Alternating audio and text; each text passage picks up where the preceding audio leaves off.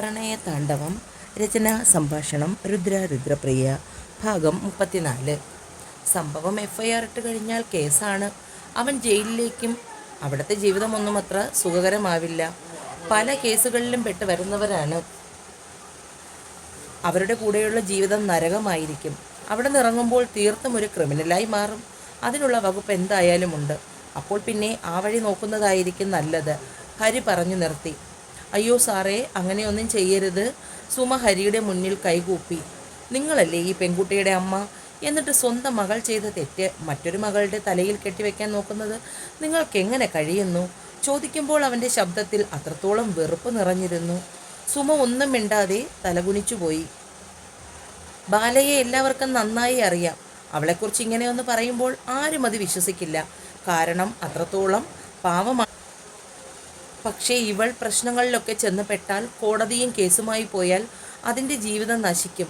അതുകൊണ്ട് മാത്രമാണ് ഞാനപ്പോൾ മിണ്ടാതിരുന്നത്. സുമ തന്നെ ന്യായീകരിക്കാൻ ശ്രമിച്ചുകൊണ്ടിരുന്നു. കൊള്ളാം, ഒരു മകളെ രക്ഷപ്പെടുത്തുന്നതിന് മറ്റൊരു മകളെ ബലിയാടാക്കുന്നു. നിങ്ങളും ഇവളുടെ രണ്ടാനച്ഛനും തമ്മിൽ എന്ത് വ്യത്യാസമാണ് ശ്രീയെ ഇപ്പോൾ? എനിക്ക് സംശയമുണ്ട്. ഈ പെൺകൊച്ചിനെ മനഃപൂർവ്വം ദ്രോഹിക്കുന്നതിന് വേണ്ടി നിങ്ങൾ അയാളുടെ മുന്നിൽ ഇട്ടുകൊടുത്തതാണോ എന്ന് പോലും. ഹരിയുടെ സംസാരം കേട്ടപ്പോൾ സുമ ഞെട്ടലോടുകൂടി നിന്നു. അതുകൂടി കേട്ടപ്പോൾ ബാല തകർച്ചയോടുകൂടി ആ കൈവരിയിലിരുന്നു പോയി. അത്രമാത്രം തളർത്തിയിരുന്നു ഹരിയുടെ വാക്കുകൾ അവളെ.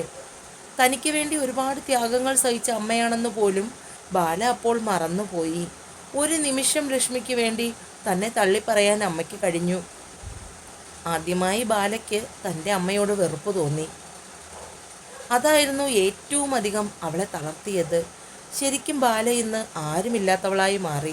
ആ ഓർമ്മ പോലും അവളെ പൊള്ളിച്ചു കളഞ്ഞു. സുമയ്ക്ക് ബാലയുടെ മുഖത്ത് നോക്കാൻ പോലും യോഗ്യതയില്ലാതെയായി. അപ്പോൾ എന്തു പറയുന്നു പ്രസിഡന്റ്? FIR ഇട്ട് എല്ലാത്തിനെയും തൂക്കിക്കൊണ്ടു പോകണോ? എങ്കിൽ എല്ലാവരും സ്റ്റേഷനിലേക്ക് വരേണ്ടി വരും.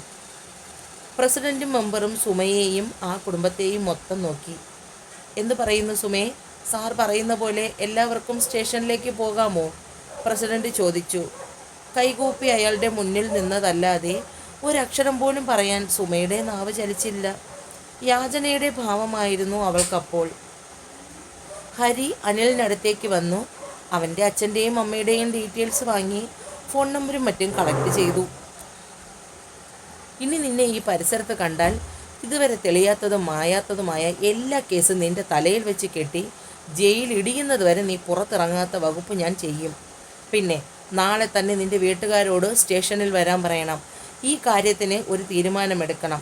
എന്തായാലും രണ്ടുപേരും തമ്മിൽ കറങ്ങി സംഭവം ഇതുവരെ എത്തിച്ചതല്ലേ. ഇവളെ നീ തന്നെ ഇനി കെട്ടണം. അതല്ല തടിയൂരാനാണ് ഭാവമെങ്കിൽ നീ പിന്നെ എഴുന്നേറ്റ് നടക്കില്ല. നിന്റെ കുടുംബത്തെ അടക്കം ഞാൻ അകത്താക്കും. നിന്റെ മൊബൈൽ ഫോൺ തൽക്കാലം എൻ്റെ കയ്യിലിരിക്കും. ഇപ്പോൾ തന്നെ കുറച്ച് പേർക്ക് ഈ വീഡിയോ ഷെയർ ചെയ്തിട്ടുണ്ട്. ഇനി ആരുടെയെങ്കിലും ഫോണിലേക്ക് ഈ വീഡിയോസ് പോയാൽ ഇത്രയും നേരം നിന്നോട് സംസാരിച്ചതുപോലെ ആയിരിക്കില്ല ഇനി ഞാൻ നിന്നോട് സംസാരിക്കുന്നത്. ഇതിൻ്റെ പേരും പറഞ്ഞ് ഈ പെൺകുട്ടിയെ ഇനി ഭീഷണിപ്പെടുത്താനോ ഇവളുമായി സംസാരിക്കാനോ നീ ശ്രമിച്ചാൽ. അനിലിൻ്റെ ഷർട്ടിൽ കുത്തിപ്പിടിച്ചുകൊണ്ട് ഹരി ഒന്നുലച്ചു.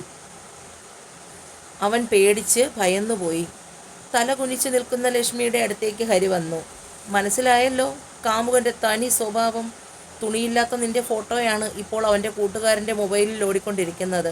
ആത്മാർത്ഥ പ്രണയമായിരുന്നെങ്കിൽ ഇതൊക്കെ ചെയ്യുമായിരുന്നോ എന്ന് മാത്രം ആലോചിച്ചാൽ മതി. അതിനുള്ള സാമാന്യ ബുദ്ധിയെങ്കിലും നിനക്കുണ്ടാവുമല്ലോ. അതല്ല, ഇതിനപ്പുറം വന്നാലും നീ ഇതുപോലെ നിൽക്കുമെന്നാണെങ്കിൽ നമുക്കിപ്പോൾ തന്നെ സ്റ്റേഷനിലേക്ക് പോകാം. പ്രണയിക്കുന്നതും കാമുകനുണ്ടാവുന്നതും ഒന്നും തെറ്റല്ല. പക്ഷേ അതിൻ്റെ പരിധി ലംഘിക്കാതെ നോക്കണം. അമ്മയും സഹോദരിയും മാത്രമുള്ള വീട്ടിലേക്ക് ഇവനെ വിളിച്ച് കയറ്റുമ്പോൾ ഓർക്കണമായിരുന്നു, നീ മാത്രമല്ല നിൻ്റെ അമ്മയും സഹോദരിയും കൂടി ഈ വീട്ടിലുണ്ടെന്ന്.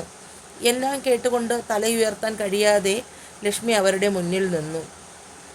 എന്നാൽ പിന്നെ നിങ്ങളുടെ എല്ലാവരുടെയും സമ്മതത്തോടു കൂടി ഇവനെ ഞാനങ്ങ് പറഞ്ഞു വിടുക പ്രസിഡൻറ്റേ.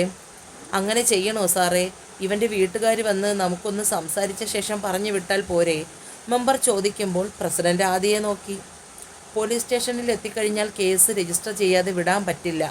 ഒത്തുതീർപ്പിനാണെങ്കിൽ പോലും ഇവൻ്റെ പാരൻസിനെ സ്റ്റേഷനിലേക്ക് വിളിപ്പിച്ചാൽ കേസിൻ്റെ ഗതി മാറും. അതുകൊണ്ട് നിങ്ങൾ പഞ്ചായത്ത് പ്രസിഡൻറ്റും മെമ്പർമാരും 1-2 നാട്ടുകാരും ചേർന്ന് ഇവൻ്റെ അച്ഛനെയും അമ്മയെയും കണ്ട് സംസാരിച്ച് ആ വിവരം എന്നെ അറിയിച്ചാൽ മതി. ഞാനും അപ്പോൾ വരാം. അതല്ലെങ്കിൽ പിന്നെ സോഷ്യൽ മീഡിയയിലൊക്കെ ഏറ്റെടുത്ത് കാര്യങ്ങൾ ഇവിടെ നിൽക്കില്ല. അതുകൊണ്ടാണ് ഞാൻ പറയുന്നത്. ഹരി കാര്യങ്ങൾ എല്ലാവരെയും ബോധ്യപ്പെടുത്തി.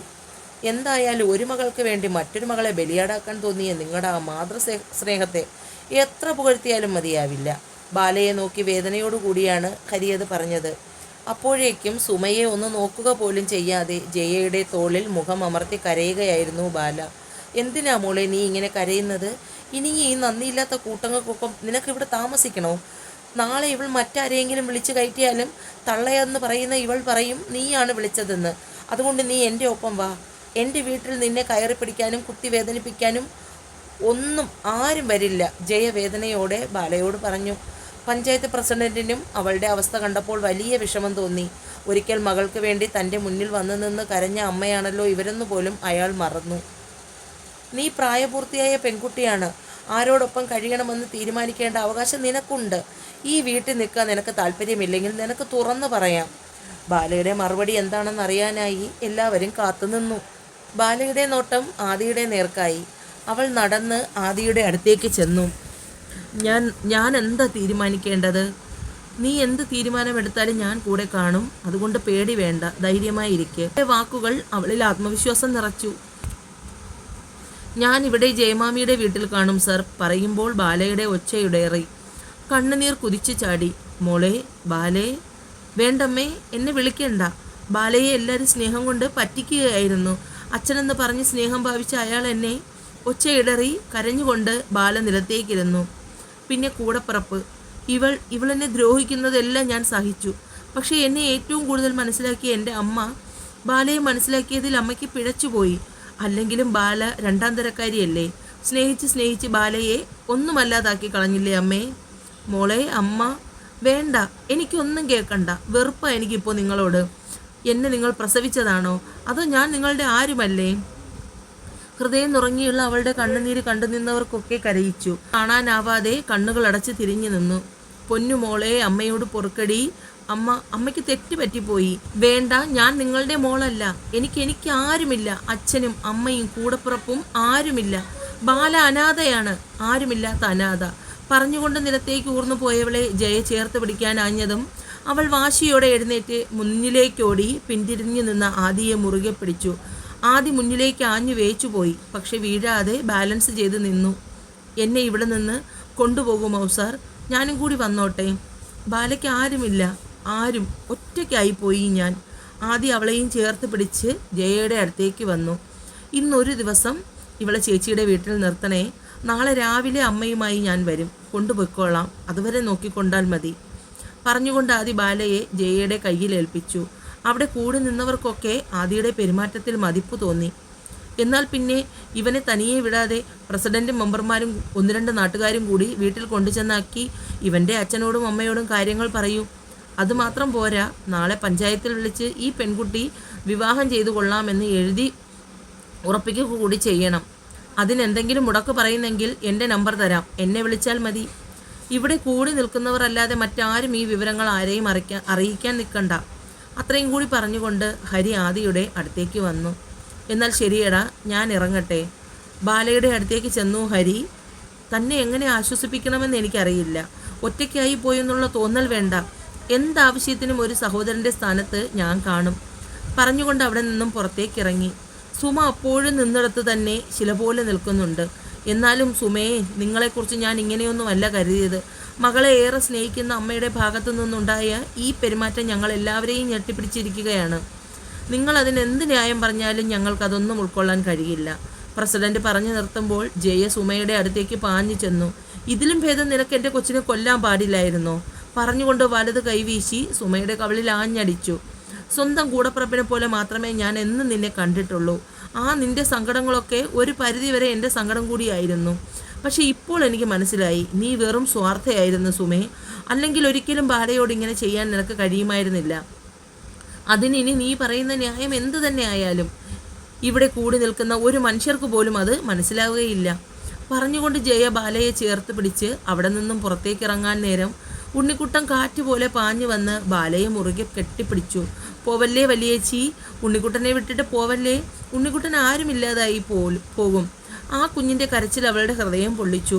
ആര് പറഞ്ഞ് ഉണ്ണിക്കുട്ടൻ ആരുമില്ലെന്ന്? ബാലേച്ചിക്കല്ലേ ആരുമില്ലാത്തത്? ബാലേച്ചിക്കിനി ഉണ്ണിക്കുട്ടൻ മാത്രം മതി. ഒരിടത്തും പോവില്ല. ജയമാമിയുടെ വീട്ടിൽ കാണും. എനിക്ക് എപ്പോൾ മോനെ കാണണമെന്ന് തോന്നുന്നോ അപ്പോൾ ചേച്ചി വരും. പറഞ്ഞുകൊണ്ട് ആ കുഞ്ഞു മുഖമാകെ ഉമ്മ വെച്ചു. എന്നെ മനസ്സിലാക്കുന്ന ഒരാളെങ്കിലും ആ വീട്ടിൽ ഉണ്ടായിരുന്നല്ലോ എന്ന് ബാല ആശ്വസിച്ചു. ഹൃദയം പൊടിയുന്ന വേദനയോടെ ബാല ഉണ്ണിക്കുട്ടനെ അവളിൽ നിന്നും അടർത്തി മാറ്റി. ആ മുറ്റത്തു നിന്നും താഴേക്ക് ഇറങ്ങുമ്പോൾ ആദിയും അവരുടെ പിന്നാലെ തന്നെ ഇറങ്ങി. അനിലിനെയും പിടിച്ചുകൊണ്ട് പ്രസിഡന്റ് പുറത്തേക്കിറങ്ങാൻ നേരം ലക്ഷ്മി അനിലിനെ നോക്കിയ നോട്ടം ഭ്രാന്ത് പിടിച്ചവളെ പോലെ ചെന്ന് അവൻ്റെ കോളറിൽ വലിച്ചു പിടിച്ച് ഇരു കവിളിലും മാറി മാറി അടിച്ചുകൊണ്ടിരുന്നു ലക്ഷ്മി. ചതിക്കുകയായിരുന്നു അല്ലേടോ നീ എന്നെ? പറഞ്ഞുകൊണ്ട് അവൻ്റെ മുഖത്തേക്ക് കാർക്കിച്ചു തുപ്പി. എല്ലാവരുടെയും മുന്നിൽ അപമാനപ്പെട്ടവനെ പോലെ അനിൽ മുഖം താഴ്ത്തുമ്പോൾ ലക്ഷ്മിയോടുള്ള പകയിൽ അവൻ ആടിയുലഞ്ഞു. ബലമായി പ്രസിഡന്റ് അവനെ അവിടെ നിന്നും പിടിച്ചുകൊണ്ടുപോയി. ഓരോരുത്തരെയായി ആ മുറ്റം വിട്ട് പോകുമ്പോൾ അമ്മയും ലക്ഷ്മിയും ഉണ്ണിക്കുട്ടനും മാത്രമായി. ഇത്രയും നേരം തൻ്റെ മുന്നിൽ നടന്നതൊക്കെ ഓർത്ത് ലക്ഷ്മി മരവിച്ചുപോയി. ജയയുടെ വീട് വരെ ആദിയും അവരെ അനുഗമിച്ചു. വാതിൽ തുറന്ന് ജയ അകത്തേക്ക് കയറുമ്പോൾ ബാല ആദിയെ നോക്കി. ഇനി കുറച്ചു മണിക്കൂറുകൾ കൂടിയേ ഉള്ളൂ നേരം വെളുക്കാൻ. രാവിലെ ഞാൻ അമ്മയെയും കൂട്ടി വരും. അതുവരെ മോള് ക്ഷമിക്കില്ലേ? ചോദിച്ചതേ പൊട്ടിക്കരഞ്ഞുപോയി ബാല അവൻ്റെ നെഞ്ചിലേക്ക് പറ്റിച്ചേർന്നു. ആ കണ്ണുനീർ കാണാനാവാതെ ആദി അവളെ അകത്തി മാറ്റി പിന്തിരിഞ്ഞു നടന്നു. ജയയോടൊപ്പം ആ വീട്ടിനകത്തേക്ക് കയറുമ്പോൾ ശരീരത്തോടൊപ്പം മനസ്സും മരവിച്ചിരുന്നു.